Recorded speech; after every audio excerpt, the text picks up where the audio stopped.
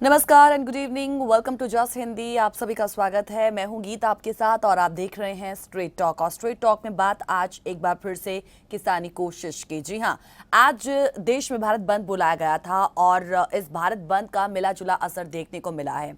कुछ ऐसे राज्य जहां पर इसका सबसे ज्यादा असर देखने को मिला। अगर हम बात करें इस किसानी कोशिश के द्वारा बंद किए गए भारत की, सो इसमें जो मिले जुले असर की हम बात कर रहे हैं उसके हम देखते हैं कि नुकसान भी काफी हुए।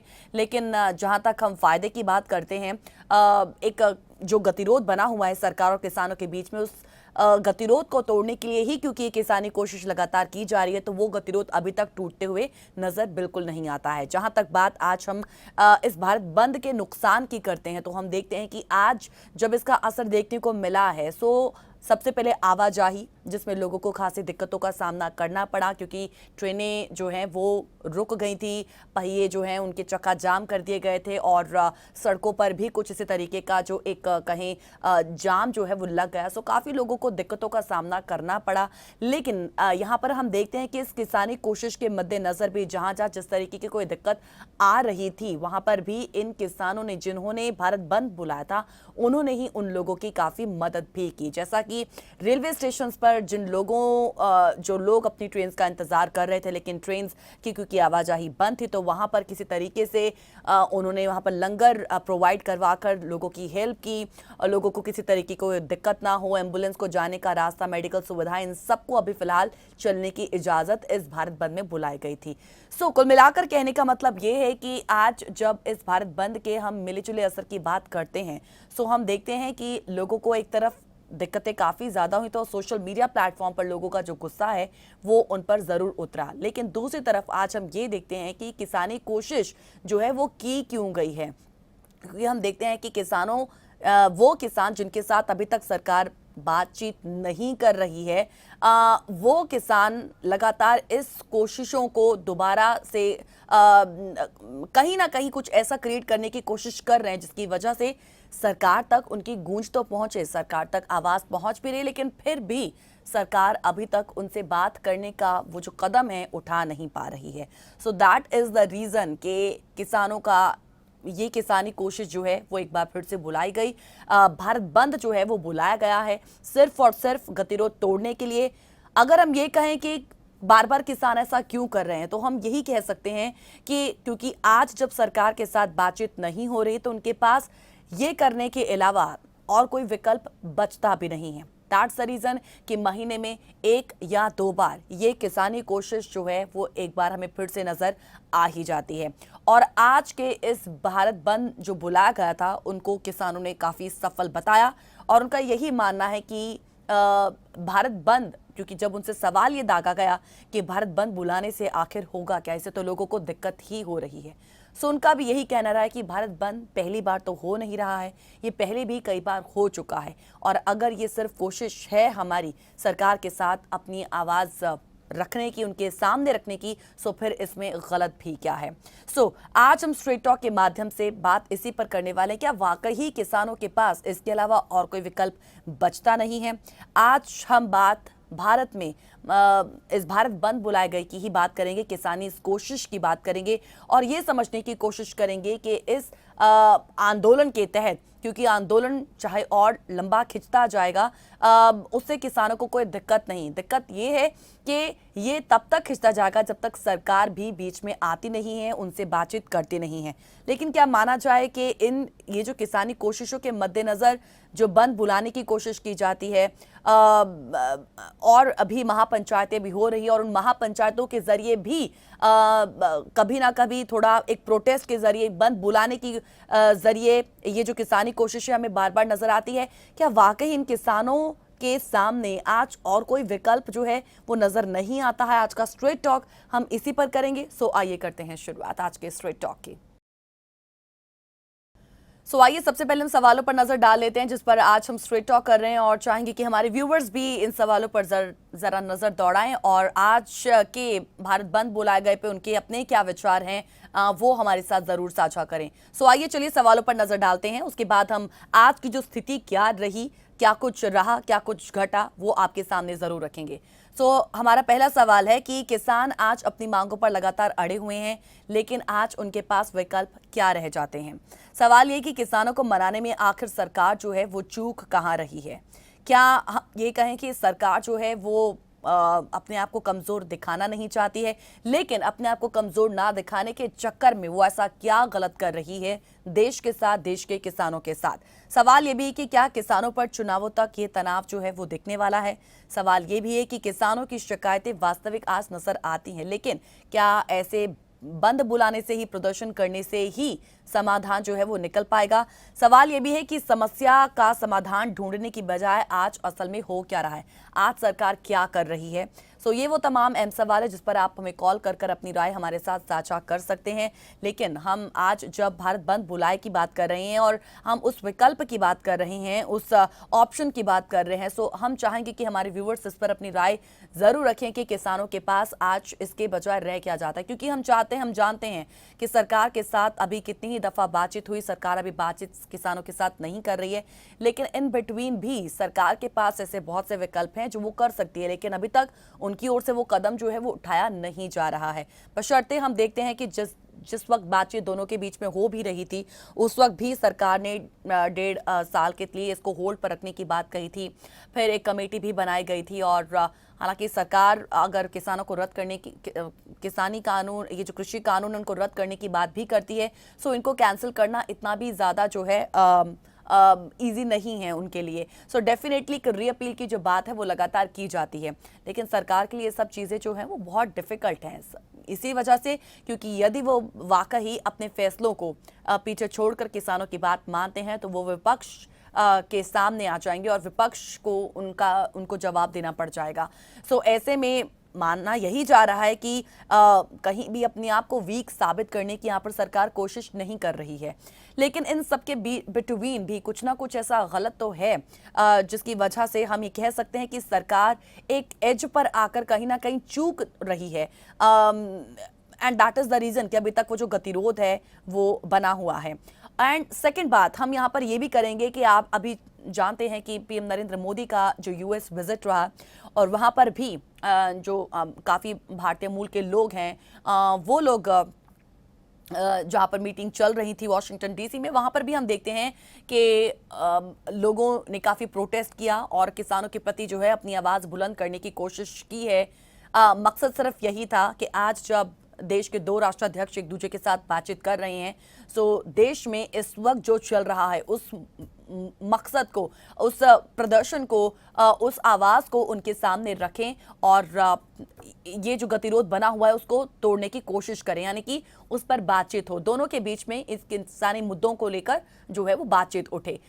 एक ये कोशिश जो है वो बाहर भी, विदेश में भी की गई। लेकिन दूसरी ओर हम ये भी देखते हैं कि राकेश टिकैत जिन्होंने जिस वक्त मीटिंग होनी थी प्रधानमंत्री नरेंद्र मोदी की जो बाइडेन के साथ, तो उस वक्त भी उन्होंने एक ट्वीट किया था और वो ट्वीट शायद आपके संज्ञान में भी जरूर आया होगा, आप उससे जरूर वाकिफ होंगे, जिसपे उन्होंने भी कहा था कि आज जब देश के दो लीडर्स एक दूसरे के साथ बातचीत कर रहे हैं, मैं चाहूंगा कि प्रधानमंत्री नरेंद्र मोदी के साथ जो बाइडेन जो है वो उस मुद्दे पर जरूर बात करें जिससे फिलहाल अभी देश जूझ रहा है, देश के जो किसान हैं वो जूझ रहे हैं, और वो है कृषि कानूनों को वापस लिया जाना।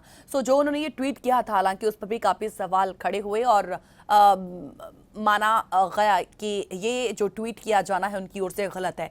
मैं चाहूंगी कि आप इस पर अपनी राय जरूर रखें कि राकेश टिकैत का इस तरीके से ट्वीट करना, और ऐसा क्योंकि वो कहते हैं कि हमें किसी की जरूरत नहीं है, आज जब वो आंदोलन भी कर रहे हैं, आज भी जब भारत बंद बुलाया गया है, किसी तरीके का जो एक कहीं पॉलिटिकल एंगल जो है वो इस आंदोलन को, इस बंद को देने की कोशिश इन किसानों द्वारा नहीं की गई है। और हम देखते हैं कि इस भारत बंद बुलाए में भी जहां जहां पर भी प्रदर्शन किए गए, जहां पर भी पॉलिटिकल लीडर्स वहां पर आकर बैठकर उनका साथ देते नजर आए, तो उन किसानों ने उसे वहां से खदेड़ दिया और उनका यही मानना रहा कि बहुत बार इसे राजनीतिक एंगल जो है देने की कोशिश की जा चुकी है, लेकिन अब हम ऐसा और सहेंगे बिल्कुल नहीं, आपको जो मंच है वो बिल्कुल भी नहीं मिलेगा। In nutshell what we want to say कि अभी तक जो है इन किसानों द्वारा लगातार उन नेताओं को जो है वो इस प्रदर्शन से खदेड़ा गया है कि आप इस तरीके से हमारे बीच में नहीं आ सकते हैं, ना आप मंच हम आपके साथ शेयर कर सकते हैं। अगर आपको सपोर्ट करना है तो आप बाहर से हमें सपोर्ट करिए। सो लोगों का ये मानना रहा कि आज जब किसान नेता जो हैं वो लगातार ऐसा समर्थन सिर्फ दूर दूर से देने की बात करें, तो फिर आप बीच में जो बाइडेन को क्यों ला रहे हैं? क्यों आप चाहते हैं कि वो बात वहां पर उठे? यदि आप सिर्फ और सिर्फ अपने तरीके से, किसान अपने तरीके से इन मुद्दों को जो है वो सुलझाना चाहते हैं, सो उनका ये ट्वीट करना भी आपको क्या लगता है कितना सही कितना गलत था? क्या वाकई ट्वीट करना उनका जायज था? सो किसान डेफिनेटली आज अपनी मांगों पर अड़े हुए हैं, लेकिन आज उनके पास क्या विकल्प रह जाते हैं, इस पर हम लगातार बातचीत कर रहे हैं। सो इससे पहले कि मैं आपके सामने वो पूरी रूपरेखा रखूं कि आज क्या कुछ रहा, क्या दिक्कतें, क्या नुकसान जो है वो हुआ है, लोगों को काफी दिक्कतें आई हैं इस भारत बंद बुलाए के दौरान, उस पर राकेश टिकैत का क्या कुछ कहना रहा, आइए सबसे पहले उन्हें सुनते हैं। हमारा पूर्ण रूप से ठीक रहा। जो किसान है, इस विचारधारा के लोग हैं, वे पूर्ण रूप से इसमें उनका समर्थन था, उन्होंने पूरा समर्थन दिया और पूर्ण रूप से भारत बंद सफल रहा है। योगी जी ने 25 रुपए गन्ने पे बढ़ाया, डॉलर में नहीं बढ़ाए, रुपए इंडियन करेंसी में बढ़ाए। घोषणा पत्र में कुछ और कहा था आज से 6 साल पहले, और बढ़ाया कुछ और। उसका हिसाब किताब दे दे पहले, जितना नुकसान हो रहा है। जिस हिसाब से जनता ने वोट दी थी, 375 रुपए की बात करी थी, इस बीच में 450 रुपए की बात करी थी और बढ़ाया 25 रुपया। जो नुकसान हुआ है, नहीं सारे मुद्दों पे है, बिजली पे है, गन्ने पे है, गोभी पे है, सब चीजों पे है। एक छोटे से ब्रेक के लिए यहाँ पे रुक रहे हैं, जल्द लौटेंगे स्ट्रेट टॉक में। Welcome back after the break. आप देख रहे हैं स्ट्रेट टॉक और हाल ही में प्रकाशित की गई एक सरकारी सर्वेक्षण रिपोर्ट का मैं जिक्र से पहले करूंगी, जिसने कहीं ना कहीं एक बार फिर से प्रूव किया है कि भारत में खेती जो है वो अत्यधिक मुनाफा विहीन हो गई है। देश में क्योंकि फसल उत्पादन से होने वाली किसानों की जो मासिक आय है उसका अनुमान केवल 3,221 रुपए ही बैठता है। 16 राज्यों के किसान तो इस औसत से भी कम कमाते हैं। सो इस सिचुएशन ने कहीं ना कहीं ज्यादा से ज्यादा किसानों, स्पेशली छोटे और जो सीमांत किसान है, उनको मजदूरी या छोटे गैर कृषि काम करके अपनी आय को पूरा करने पर मजबूर आज जरूर किया है। और इसका एक गमगीन पहलू ये है कि किसान कर्ज की खाई में डूब रहे हैं। ये रिपोर्ट बताती है कि भारत के आधे से ज्यादा किसान जो है वो गहरे कर्ज में धंसे हुए हैं और बुरे हालातों में मोदी सरकार के नेतृत्व वाली उनकी सरकार जो है वो इन कानूनों को आगे बढ़ाने की हट से किसानों की आय को और कम जो है वो कर रही है। सो किसानों को कॉरपोरेट घरानों की गुलामी करने पर मजबूर करने की बात यहाँ पर कृषि कानून लगातार कर रहे हैं, जो स्वाभाविक रूप से आज इतने व्यापक विरोध का कारण बने हुए हैं। सो हम देखते हैं कि जो एक वैकल्पिक नीतियां हैं, उनकी मांगों को लेकर ही सरकार से भिड़ने के लिए ये किसान, श्रमिक और कर्मचारी एकजुट हुए हैं। सो संघर्ष और हड़ताल, इनकी इस जंग को आगे बढ़ाने के लिए ही 400 से अधिक किसान संगठन और 10 केंद्रीय ट्रेड यूनियनों के एक शक्तिशाली गठबंधन ने आज भारत बंद, या आप इसे आम हड़ताल कह सकते हैं, वो फैसला लिया। और आंदोलनकारी किसानों की ओर से 27 सितंबर 2021 को बुलाए गए भारत बंद को ज्यादातर विपक्षी नेताओं ने भी समर्थन दिया है। सो केंद्र सरकार के इन 3 खेती कानूनों के विरोध में 40 से ज्यादा किसान संगठनों ने आज बंद का ऐलान किया। ये 6 बजे से लेकर शाम 4 बजे तक रहा। इस वक्त सभी सरकारी, निजी दफ्तर, संस्थान, बाजार, दुकान, उद्योग, इन सबको बंद रखने की बड़ी अपील की गई थी और लोगों को पहले ही आगाह किया गया था कि ये रास्ते इस तरीके से जाम रहेंगे, सो आप अपना देख लीजिएगा। सो हम देखते हैं कि पिछले साल नवंबर से ही दिल्ली की सीमाओं पर आंदोलन कर रहे इन किसानों की सरकार से कई राउंड बातचीत हुई, मगर नतीजा सिफर रहा। सरकार पर दबाव बढ़ाने के लिए किसान संगठन पहले भी चक्का जाम कर चुके हैं, भारत बंद कर चुके हैं। हालांकि नए कृषि कानूनों को लेकर जारी गतिरोध जल्द समाप्त होता अभी फिलहाल दिखता नहीं है। सो आपने देखा होगा कि ऐसा पहली बार नहीं है कि हमारे देश में भारत बंद का ऐलान किया गया हो, क्योंकि इससे पहले भी कई बार ऐसा हो चुका है जब भारत बंद का ऐलान किया गया। कई बार इसका असर होता है तो कई बार ये सिर्फ बंद के ऐलान तक ही सीमित रहता है। लेकिन किसानों द्वारा बुलाए गए बंद के असर की यदि हम बात करें तो देश के कई राज्यों में दिखा है इसका असर। लेकिन जहां तक बात सरकार की है, सवाल ये कि क्या सरकार पर इसका असर पड़ रहा है या फिर आगे पड़ेगा, यह अभी फिलहाल कोई नहीं जानता है।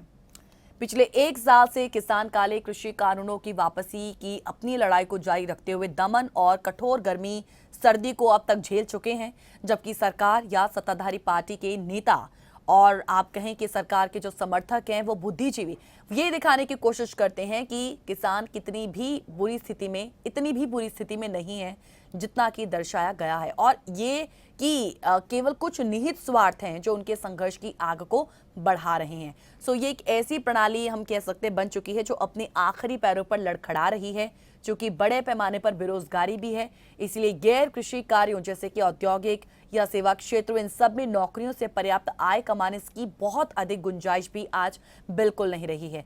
सो ये सिचुएशन अधिक से अधिक लोगों को कम और कम आय वाले कृषि में काम करने पर आज मजबूर कर रही है। सो कुल मिलाकर हम कह सकते हैं कि जो रिपोर्ट जिसका जिक्र मैंने किया, कहीं ना कहीं ये गरीबी और दुखों इन सबका बोझ जो जिस तरीके से टूट रहा है ये उसको दर्शा रही है। किसान अपनी मांगों पर अड़े हैं, लेकिन उनके पास क्या विकल्प हैं? क्योंकि तमाम आंदोलन राजनीतिक व्यवस्था को बदलने और बनाने के लिए होते हैं, इसीलिए लोकतंत्र में ऐसे आंदोलनों का क्या होना जरूरी है। मैं चाहूंगी इस पर हमारे व्यूअर्स आज अपनी बात जरूर रखें। आज की स्थिति की बात करें तो 3 केंद्रीय कृषि कानूनों के खिलाफ किसानों के आंदोलन का नेतृत्व करने वाले 40 से अधिक किसान संघों के एक संगठन यानी कि संयुक्त किसान मोर्चा ने भारत बंद बुलाया। किसानों के इस ऐतिहासिक संघर्ष के 10 महीने पूरे होने पर केंद्र सरकार के खिलाफ भारत बंद का आह्वान किया गया था। ये 6 बजे से शुरू हुआ और शाम 4 बजे तक जारी रहा। देशव्यापी हड़ताल के दौरान पूरे देश में सभी सरकारी और निजी कार्यालय, शैक्षणिक और अन्य संस्थान, दुकानें, उद्योग और तमाम और भी जो वाणिज्यिक प्रतिष्ठान हैं उनके साथ सार्वजनिक कार्यक्रम और अन्य कार्यक्रम भी बंद रहे। हालांकि अस्पताल और मेडिकल स्टोर्स, राहत और बचाव कार्य सहित सभी जो इमरजेंसी सेवाएं थीं उन सबको इस भारत बंद के दौरान छूट रही। और हम देखते हैं कि जहां जहां पर भी बहुत बुरी तरीके वाला जाम लगा हुआ था वहां पर एम्बुलेंस को जो है वो राह दे दी गई थी। सो देश के विभिन्न हिस्सों, विशेष रूप से पंजाब, हरियाणा और पश्चिमी यूपी के जो किसान हैं पिछले साल नवंबर से ही दिल्ली की सीमाओं पर प्रोटेस्ट कर रहे हैं और प्रदर्शनकारी 3 कृषि कानूनों को ही रद्द कराने की मांग पर हैं, जिसको लेकर उन्हें डर है कि इससे एमएसपी प्रणाली को खत्म किया जाएगा और उन्हें बड़े कॉर्पोरेट की दया पर छोड़ा जाएगा। हालांकि सरकार उन्हें पूरा आश्वासन तो दे रही है, लेकिन क्या आप उसे आश्वासन एक ऐसा आश्वासन कहेंगे, आप उसे कैसा आश्वासन इनफैक्ट कहेंगे? क्योंकि देखिए ये एक ऐसा आश्वासन अभी तक दिया गया है जिस पर किसानों के साथ साथ आम जनता को भी भरोसा नहीं है। दैट इज द रीजन कि आम लोगों का भी जो भरपूर समर्थन है वो इन किसानों को अब तक मिल रहा है। सरकार जो है वो 3 कानूनों को प्रमुख कृषि सुधारों के रूप में अभी तक प्रेजेंट कर रही है और दोनों पक्षों के बीच हम देखते हैं कि 10 दौर से अधिक की जो बातचीत है वो गतिरोध को तोड़ने में विफल रही है। भारतीय किसान यूनियन के नेता राकेश टिकैत, जिनको आपने सुना, उनका यही मानना है कि हमारा भारत बंद सफल रहा है, हमें किसानों का पूरा समर्थन मिला है, हम सब कुछ सील नहीं कर सकते हैं क्योंकि हमें लोगों की आवाजाही का भी ध्यान रखना है। उन्होंने कहा कि हम सरकार से बातचीत के लिए तैयार है, लेकिन कोई बातचीत अभी तक हो नहीं रही है। उनका ये मानना है कि पीएम का ये दावा कतई सही नहीं है।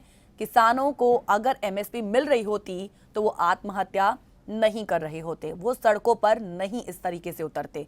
किसानों का एक बार फिर से यही मानना रहा कि हम ये मांग करते हैं कि एमएसपी की हमें सिर्फ गारंटी दे दो, लेकिन सरकार अपनी जिद पर आज अड़ी हुई है। राकेश टिकैत ने कृषि मंत्री को आज रट्टू बताया है और उन्होंने ये भी कहा कि उनको जो सिखाया वो वही बोल रहे हैं।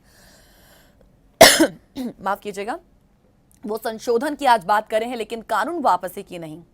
टिकैत ने बताया कि भारत बंद के जरिए वो सरकार को संदेश देना चाहते हैं और उन्होंने वार्न किया है कि अगर सरकार चाहेगी तो ये आंदोलन अगले 10 साल तक भी जारी रहेगा, हम इसके लिए भी तैयार हैं। 3 नए कृषि कानूनों के खिलाफ किसानों के आंदोलन को 1 साल जो है वो पूरा होने वाला है। किसानों की ओर से बुलाए गए भारत बंद का बड़ा असर आज दिखाई दिया गया है। आज के भारत बंद से किसे फायदा हुआ और किसे नुकसान हुआ, यदि हम इसकी बात करें तो हम देखते हैं कि किसानों ने दावे के अनुसार, जो दावा उनका इस भारत बंद से पहले किया गया था, उसके अनुसार ही वो चले भी हैं। अस्पताल हो, दवा की दुकानें हों, एम्बुलेंस समेत अन्य मेडिकल से जुड़ी जो जारी सारी सेवाएं हैं, उन सबको बाधित बिल्कुल भी किया नहीं गया है। सो असल में भारत बंद से आम जनता को डेफिनेटली तकलीफ तो उठानी पड़ती है, लेकिन वही जब पूरा दिन व्यवसाय बंद रहता है तो इकोनॉमी को भी हजारों करोड़ों का नुकसान होता है। एक अनुमान के मुताबिक एक दिन के भारत बंद से इकोनॉमी को लगभग माना जाता है कि 25 से 30 हजार करोड़ का नुकसान भी होता है। सो ये तो इकोनॉमी की बात रही, लेकिन इसके अलावा भी आम लोगों को किस तरीके की आज दिक्कतों का सामना करना पड़ा, जिक्र उसका भी हम करेंगे। लेकिन फिलहाल एक छोटे से ब्रेक के लिए रुक रहे हैं, जल्द लौटेंगे। Welcome back after the break. आप देख रहे हैं स्ट्रेट टॉक और किसानों के भारत बंद की आज बात कर रहे हैं। और भारत बंद के कारण एक बार फिर से दिल्ली की सीमाओं पर हजारों किसान फिर डटे, और ऐसे में दिल्ली, यूपी और आसपास के क्षेत्र में जाम तो लगना ही था। दिल्ली गुरुग्राम बॉर्डर की बात करें तो वहां पर महाजाम की कई तस्वीरें भी सामने आई। बॉर्डर की गाड़ियों की लंबी कतारें लग गई थी वहां पर, और हजारों कारें सड़कों पर दिखाई दे रही थी। लोगों को ऑफिस के लिए आज निकलना भी था, तो जो परेशानी हुई वो उनको हुई। राष्ट्रीय किसान मोर्चा के नेता राकेश टिकैत ने पहले ही कह दिया था कि लोग 4 बजे तक घरों में ही रहें, लेकिन ये बात कंपनियों को समझ नहीं आती, वरना आज वो छुट्टी कर देते। सिर्फ रोड जाम ही नहीं, भारत बंद की वजह से कई ट्रेनें भी कैंसिल हुई। कई स्थानों पर किसान रेलवे ट्रैक पर बैठे रहे, और इससे दिल्ली, अंबाला, फिरोजपुर डिवीजन, यहाँ पर भी रेल यातायात काफी ज्यादा अफेक्टेड रहा। और दिल्ली से चलने वाली जो कई ट्रेनें हैं उनको तत्काल प्रभाव से रद्द कर दिया गया। दिक्कत उनको भी हुई जिनको आज ट्रेन पकड़नी थी, लेकिन हमने कई तस्वीरें ऐसी भी देखी कि दिक्कत तो हुई। कई ऐसी महिलाएं जो अपने बच्चों के साथ उस रेलवे प्लेटफॉर्म पर काफी उम्मीदों के साथ वहां पर थे कि ट्रेन आएगी और अपने घरों की ओर लौटेंगे, लेकिन किसी ना किसी वजह से आज वो ऐसा नहीं कर पाए और उन्हें आज वहीं पे ही रुकना पड़ा। सो हमने देखा कि किसान वहां पर भी पहुंचे, वहां पर लंगर की सुविधा प्रोवाइड की गई, बच्चों को दूध प्रोवाइड करवाया गया। यानी कि लोगों को जहां पर दिक्कत हुई वहां पर एक किसानी कोशिश जो है फिर नजर आए कि वहां पर वो उस तरीके से लोगों को हेल्प सीख कर सके।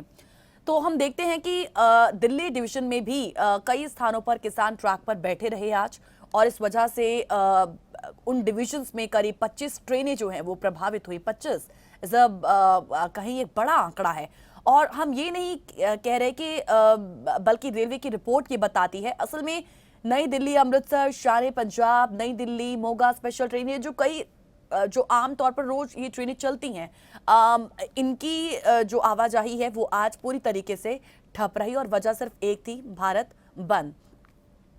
कुल मिलाकर हमने ये देखा कि पूरी तरीके से आज रेलवे ट्रैक पर जिस तरीके से आज चक्का जाम ट्रेनों का भी हुआ है, सो ये व्यवस्था जो है आज पूरी तरीके से चरमरा गई थी, जिस तरीके की लोगों की दिक्कतें सामने आई। सो हम ये कह सकते हैं कि भारत बंद के समय दिल्ली हरियाणा के सिंघू बॉर्डर पर भी एक आज किसान की मौत हुई। माना जा रहा है कि किसान की मौत हार्ट अटैक की वजह से हुई।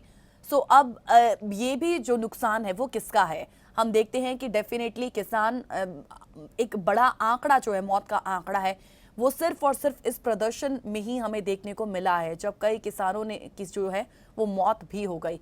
सो ये नुकसान भी उन्हीं का, लेकिन फिर भी इन सब के बावजूद भी एक सिर्फ अपनी आवाज पहुंचाने, सरकार तक जो है वो बातचीत फिर से शुरू की जाए, कुछ ना कुछ सरकार करे, हल ढूंढे, क्योंकि यदि कानून आप लेकर आए तो उसका हल भी आपको ही ढूंढना होगा। सो हम क्या ये कह सकते हैं कि किसानों के पास इस तरीके से भारत बंद के अलावा, महापंचायतें करने के अलावा, इस तरीके से प्रदर्शन करने के अलावा, चक्का जाम करने के अलावा और कोई विकल्प रह भी नहीं जाता है। हर तरीके से हम देखते हैं कि सिर्फ और सिर्फ नुकसान इन किसानों का ही है। अब आज हम देखते हैं कि आज हम एक बड़े नुकसान की बात कर रहे हैं, उसका आंकलन हम कर रहे हैं कि आज भारत बंद के दौरान क्या क्या नुकसान हुआ है, लोगों को किस तरीके की दिक्कत आई, इकोनॉमी पर किस तरीके का इसका असर पड़ा है। जब आवाजाही बंद हो जाती है तो वहां पर किस तरीके का नुकसान जो है ट्रांसपोर्टेशन में देखने को मिलता है। अब देखना है कि सरकार पर आज के इस भारत बंद का असर क्या पड़ता है। आज भी हम देखते हैं कि इस भारत बंद के, क्योंकि 4 बजे तक ये बंद कर दिया गया, लेकिन उसके बावजूद भी सरकार की ओर से कोई बड़ी टीका टिप्पणी जो है, बड़ा जो स्टेटमेंट है, वो नजर बिल्कुल नहीं आया। और ना ही उनकी ओर से कोई भी किसी भी तरीके का कोई बयान जो है वो इस भारत बंद को लेकर आया हो। लेकिन सिर्फ और सिर्फ हमने सिर्फ इस पर भी राजनीति होते हुए भी देखी, जब विपक्ष ने लगातार सरकार को कोसा और सरकार ने उसका एज इट इज कोई जवाब अभी तक नहीं दिया।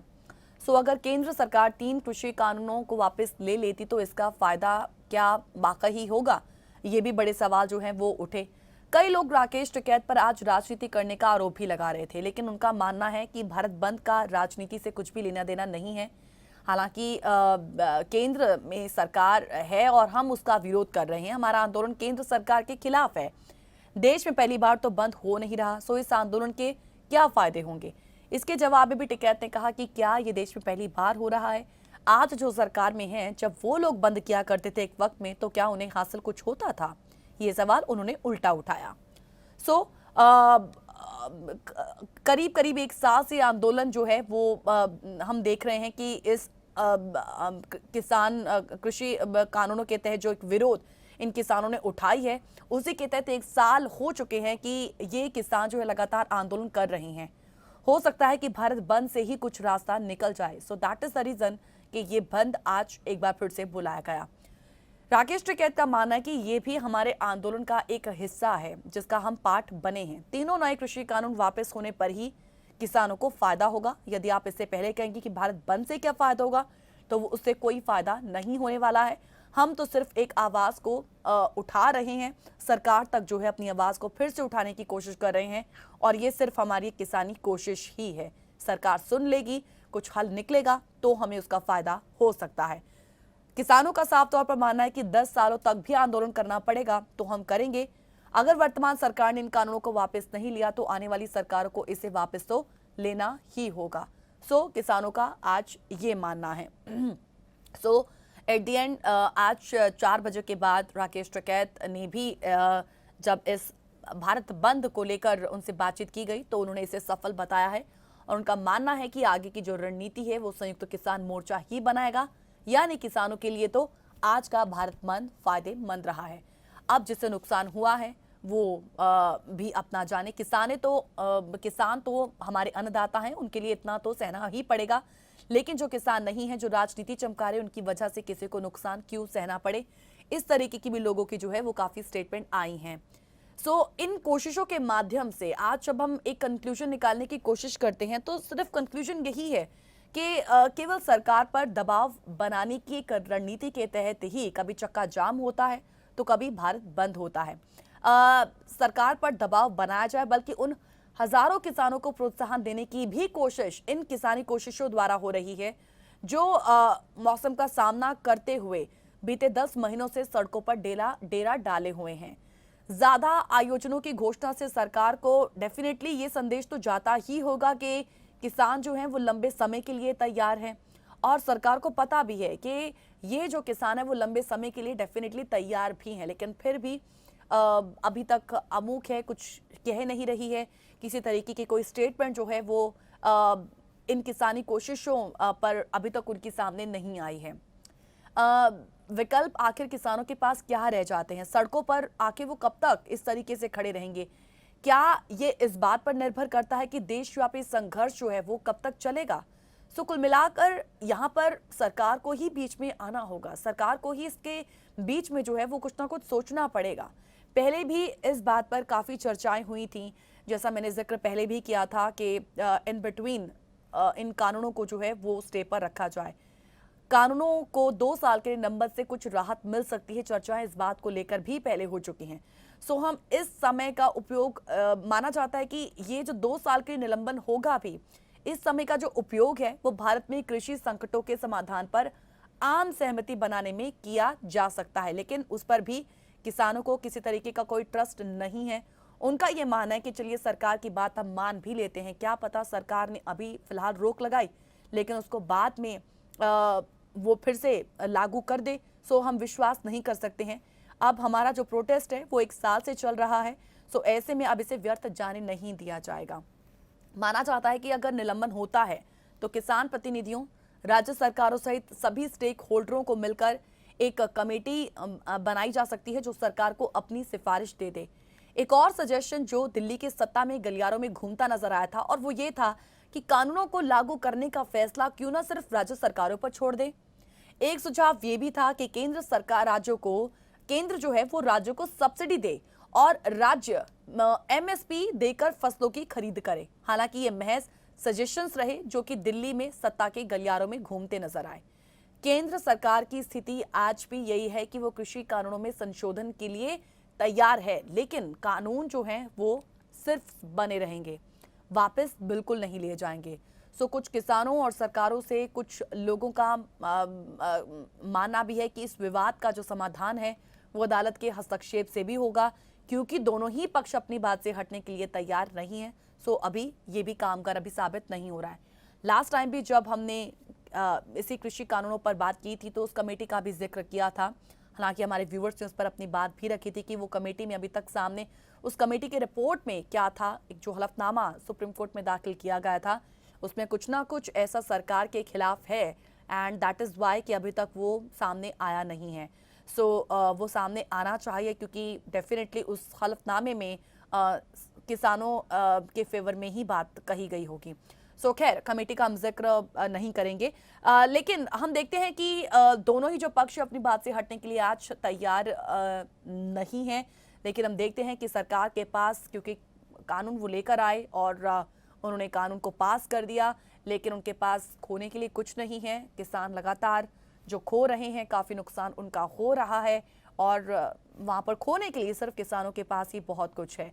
सो आज सिर्फ यही इसी वजह से लगातार सरकार के सामने ये आवाज़ जो है वो लगातार उठाई जाने की कोशिश इन किसानों द्वारा की जा रही है, लेकिन फिर भी कुछ बनते नहीं हो रहा है। नवंबर 2020 का आखिरी हफ्ता था जब मुख्य रूप से पंजाब हरियाणा के किसान दिल्ली की सीमाओं पर जमा हुए थे और तब से ही ये आंदोलन जो है वो शुरू हुआ। और इस बीच आंदोलन पर विदेशी फंडिंग से लेकर आप जानते हैं खुद कि बहुत सारी तौमतें लगी हैं, मगर किसान जो है वो आज भी डटे हुए हैं। केंद्र सरकार के साथ बातचीत बहुत बेनतीजा अभी तक रही। 26 जनवरी को लाल किले पर हिंसा के बाद सरकार ने किसानों से बातचीत एक तरीके से बंद कर दी और किसान संगठनों की सबसे बड़ी मांग आज यही है कि सिर्फ कानूनों को वापस ले लो, इससे कम कुछ भी मंजूर नहीं होगा। सो इसके अलावा भी एमएसपी की कानूनी गारंटी भी बहुत प्रमुख है, लेकिन अन्य छोटी छोटी मांगे भी हैं, मगर समूचा आंदोलन कानूनों के खिलाफ ही शुरू हुआ, सो वो अब उसी पर खत्म भी होगा। किसान भारत बंद करने से आंदोलन को और मजबूती मिलेगी ऐसी उम्मीद कर रहे हैं और केंद्र सरकार ने बार बार कहा है कि वो बिंदुवार कानून पर चर्चा के लिए तैयार है, मगर किसान संगठन क्यों नहीं मान रहे, क्योंकि वो अब 11 दौर की बातचीत में जो कुछ हुआ उसे भांप चुके हैं। सरकार मानती है कि ये जो कानून है किसानों के फायदे के हैं। सरकार ने इस साल की शुरुआत में थोड़ी जोर आजमाइश भी की थी, मगर फिर भी आंदोलन ने और जोर ही पकड़ा है। सो केंद्र साफ कर चुका है कि कानून वापस तो नहीं होंगे। नागरिकता संशोधन अधिनियम के बाद मोदी सरकार का हम कह सकते हैं कि दूसरा ऐसा बड़ा कानून है जिसकी सड़क पर यूं आज खिलाफत हो रही है। किसानों से सरकार को बात करनी चाहिए, वार्ता ही नहीं, उन्हें शायद आज गारंटी भी देनी चाहिए कि उनकी शिकायतों पर गौर किया जाएगा। आखिरकार इस फैक्ट से कोई भला कैसे इनकार कर सकता है कि संसद सत्र के आखिरी दिन बिना किसी सार्थक बहस के कृषि विधेयक को पारित किया गया। सो देखा जाए तो सरकार ने एक और गलती की और उसने ना सिर्फ आनन फानन में ये विधेयक पारित किए हैं बल्कि उनको लागू करने में भी जल्दबाजी की। सो इसी से उसके खिलाफ और ज्यादा माहौल बना है और ऐसा संदेश गया है कि कुछ ना कुछ अंदरूनी बात तो थी कि सरकार इन कानूनों को बिना बहस के और इतनी जल्दबाजी में लागू करने के लिए तैयार हो गई। एक और छोटे से ब्रेक के लिए रुक रहे हैं, जल्द लौटेंगे स्ट्रेट टॉक में। Welcome back after the break. किसानों द्वारा भारत बंद बुलाए गए की बात आज हम लगातार कर रहे हैं और लगातार उस समस्या की भी बात कर रहे हैं। यहाँ पर रमेश चंद जो नीति आयोग के सदस्य रहे हैं, उन्होंने बाकायदा एक शोध पत्र तैयार किया था। उनकी बात मैं आपके सामने जरूर रखूंगी कि उन्होंने कहा था कि आखिर किस तरीके से इन कानूनों को जो है वो लागू किया जाना चाहिए। फिलहाल एक कॉलर हमारे साथ जुड़े हुए हैं, उनसे बात कर लेते हैं। नमस्कार सर, बहुत बहुत स्वागत है आपका स्ट्रेट टॉक में। नमस्कार कीची। आज फिर हमारे सामने किसानों की इस समस्या की वो त्रिकोण सामने है। हाँ जी सर। किसान, सरकार और सुप्रीम कोर्ट, किसान दोनों हाथों में अपनी वही मजबूरियां लेके बैठे हैं जो साल पहले बैठे हुए थे कि हमारी जो रोजी रोटी है उसके बारे में लिखत में आप दे दो, ताकि हम लोग अपने अपने घरों को जाएं, अपने खेतों का, जानवरों का, परिवारों का ध्यान रखें। सरकार का अभी भी वही स्टैंड है कि हम 3 कानूनों के बारे में बात नहीं करेंगे, तो किसके बारे में बात करेंगे, ये सरकार ने नहीं स्पष्ट किया। तो किसानों ने अपनी समस्या स्पष्ट कर दी, सरकार का जो एटीट्यूड है वो उसमें स्पष्टता नहीं है। तीसरी बात कीजिए, हमारी Supreme Court, Chief Justice Ramanna ने आज वो ही बात कही जो पिछले साल नवंबर में उस वक्त चीफ जस्टिस बोबड़े साहब ने कही थी कि किसान उस सड़क पर बैठ के धरना दे सकते हैं, लेकिन वो इस तरह से नहीं बैठ सकते कि वो हमेशा बैठे रहे और आने जाने वालों के लिए असुविधा क्रिएट करें। तो इस बार भी सुप्रीम कोर्ट ने उसी तरह पिछली सुप्रीम कोर्ट के जस्टिस साहब के सामने की तरह सहानुभूति तो अपनी जाहिर की है किसानों के लिए, लेकिन एक चीज इस बार इन्होंने नई ऐड कर दी है। उन्होंने कहा है इस बार कि हम एक कमेटी बनाना चाहते हैं जो इस चीज को मॉनिटर करेगी कि प्रांतीय सरकार और केंद्रीय सरकार ये मिलके आपस में फैसला करें कि किसानों को वहां से कैसे हटाया जाए। तो गीत जी, किसानों को वहां से हटाने की जिम्मेवारी सुप्रीम कोर्ट ने क्लियर इंडिकेशन में कह दी है कि ये एडमिनिस्ट्रेशन की रिस्पॉन्सिबिलिटी है। एडमिनिस्ट्रेशन हैज टू सी कि किसानों का राइट भी बना रहे और जो कॉमन सिटीजन्स हैं उनका भी राइट बना रहे। उस चीज को बैलेंस करना जो है वो अब प्रांतीय सरकार एडमिनिस्ट्रेशन के ऊपर है और उसमें केंद्रीय सरकार कोई दूर नहीं है। ये तो हुई गीची बात एक। अब बात आती है कि दिल्ली में खास तौर पे जिस यंग लेडी के कहने पे ये PIL सुप्रीम कोर्ट में चल रही है, उस यंग लेडी ने देखिए आज क्या कहा है कि जी मैं एक सिंगल मदर हूं और मैं मेडिकली मेरी स्पेशल रिक्वायरमेंट्स है, मुझे अक्सर दिल्ली जाना पड़ता है। जहां से मैं नोएडा से या गुड़गांव से जहां भी वो रहती हैं, जब भी कहती है मैं दिल्ली जाती हूँ मेरे 20 मिनट लगते थे, लेकिन अब जब से किसान बैठे हैं तो मुझे 2 घंटे लगते हैं। जी, जैसे मैंने आगे भी कई दफा कहा था कि किसान हमारे सच्चे हैं, दृढ़ निश्चयी हैं, अपने ऊपर जो है वो बाधाएं ले लेते हैं, लेकिन नीति की कमी है। नीति ये कि अगर किसान 13 दफा अपने रिप्रेजेंटेटिव सरकार को भेज सकते हैं, तो एक दफा एक रिप्रेजेंटेटिव 3 वुमेन का जरा उस लेडी के पास भी भेज दें कि भाई हमें आपसे सहानुभूति है।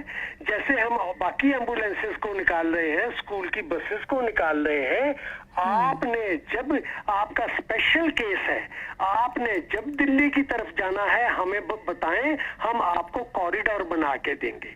जी, ये एक बेसिक इंसानियत की बात है जो मेरी समझ में है कि अगर आप अड़ियल सरकार के सामने बार बार अपने वो जो है वो प्रपोजल दे रहे हो, तो जरा इस जो दुखी सिटीजन है उसके बारे में भी जरा सोच लो। सुप्रीम कोर्ट इस चीज को अप्रिशिएट करेगी, भारत की सारी जनता इस इंसानियत को अप्रिशिएट करेगी। इसी मौके पे गीजी मैं सरकार की तरफ भी आऊंगा कि आप बार बार कहते हैं कि किसानों से हम बात करें क्या। आपको अच्छी तरह पता है, किसान ने बार बार कहा है हमें MSP लिख के दो।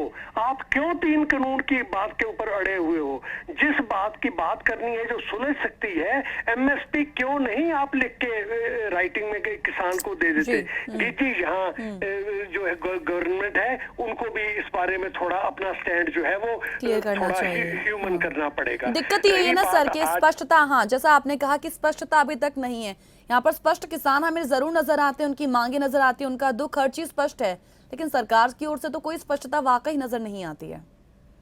गीत जी, यही विनती किसानों की है और यही सजेशन मेरी है। मेरी सजेशन कोई मेरी बुद्धि से नहीं आई, मेरी तो किसानों के एक्सपीरियंस से आई है, जो किसान कह रहे हैं कि हमें MSP लिखत में दे दो। यही 2 शब्द कहे हैं, MSP लिखत में दे दो। बस। तो जी ये बात अगर सरकार को समझ में नहीं आती तो मुझे समझ नहीं कि सरकार इससे ज्यादा और क्या स्पष्ट नीति चाहे किसानों से। किसानों ने अपनी बात सीधी सीधी कर दी है। और जी आज की जो बात है, आज की तारीख, उसमें देखिए पंजाब हरियाणा में इस बार सितंबर लेट में बरसातें हुई हैं। इन बरसातों की वजह से खड़ी चूना, उसको क्या बोलते हैं जिसको, पैडी, खड़ी पैडी जी जो है किसान की खराब हुई है। ये पैडी काटने का वक्त था, ये बरसात चाहिए थी आज से 45 दिन पहले, तब नहीं आई। उस वक्त जी 3 गुना पानी चाहिए था चोने की फसल, पैडी की फसल को। आज ये बरसात उस वक्त पे आ रही है जिस वक्त की हमारी पैडी की फसल किसान की तैयार है। जी आप जाने हो, आपको पता है कैथल, पेवा, नरवाना, असंध, वो सारे इलाके में खेतों में 4-4 फुट पानी खड़ा है इस वक्त। बताइए किसान की पकी पकाई फसल जो है वो खत्म हो गई। हमारे पंजाब में भी कोई हालत इससे बेहतर नहीं है जी। तो जी इस वक्त खड़ी फसल तैयार है।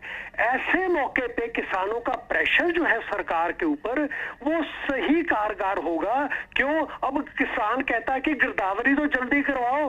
इस वक्त हमारी फसल जो है खेतों में उजड़ी पड़ी है, जमीन के ऊपर सारा चावल गिरा पड़ा है, उसकी गिरदावरी तो कराओ ताकि हमको कल को हर्जाना मिल सके।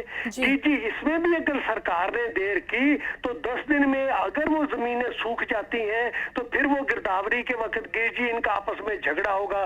किसान कहेगा जी मेरी तो 60% के खेतों की खेत मेरा बर्बाद हो गया, हाँ जी, और ये सरकारी नौकर है ये जाके कहेंगे जी आपके तो सिर्फ 25% लॉस हुआ है। अब बताओ जी अगर एमएसपी में किसानों की इन्होंने पैडी की कीमत बढ़ा भी दी, उससे क्या हुआ जब पैडी ही हाथ में नहीं आई। तो अगर पैडी ही देखो खेत में बर्बाद हो गई, 60% पैडी खेत में बर्बाद हो गई, किसान जितना मर्जी अपनी तरफ से एमएसपी कर ले भी हमने इतने पैसे आपके चावल के बढ़ाए हैं, धान के, जी वो जब किसान के हाथ में नहीं धान तो ना किसान को आगे से दाम नहीं मिलेगा।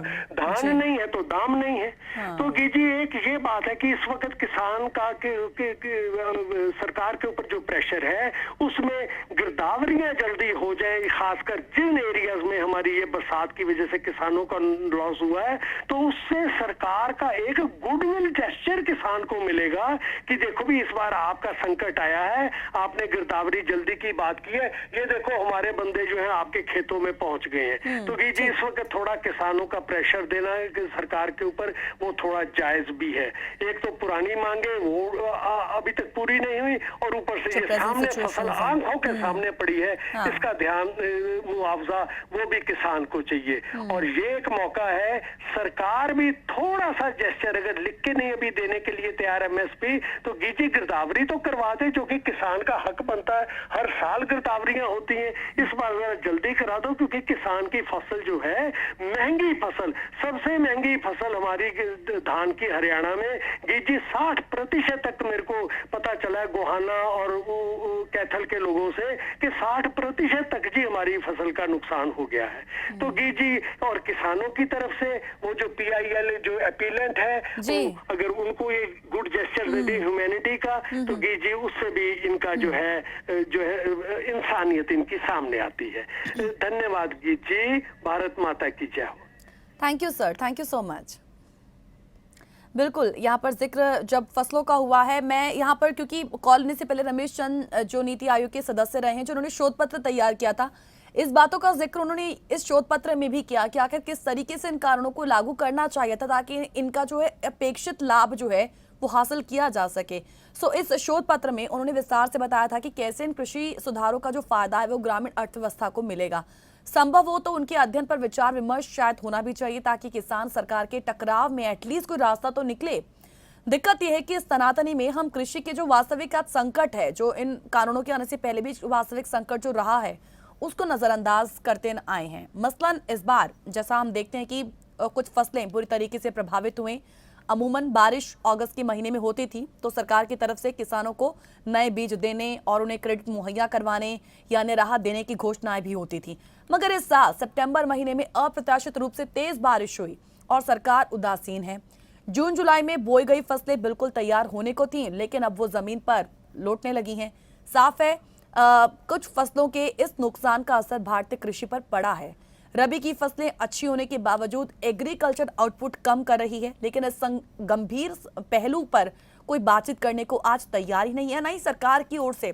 वो हम बार बार कह रहे हैं ना कि जो क्लैरिटी है नहीं है, वो एटलीस्ट जो नुकसान अभी फिलहाल हो रहा है, इस मौसम की जो एक मार पड़ी है फसलों पर, उस पर भी किसी तरीके का कोई बड़ा स्टेटमेंट आता नहीं है। सो जाहिर है कि किसानों का ये जो एक लंबा आंदोलन है और सरकार की एक तरफ उदासीनता, इन सब का खामियाजा, इन सब का नुकसान कहीं ना कहीं सिर्फ और सिर्फ कृषि को ही हो रहा है।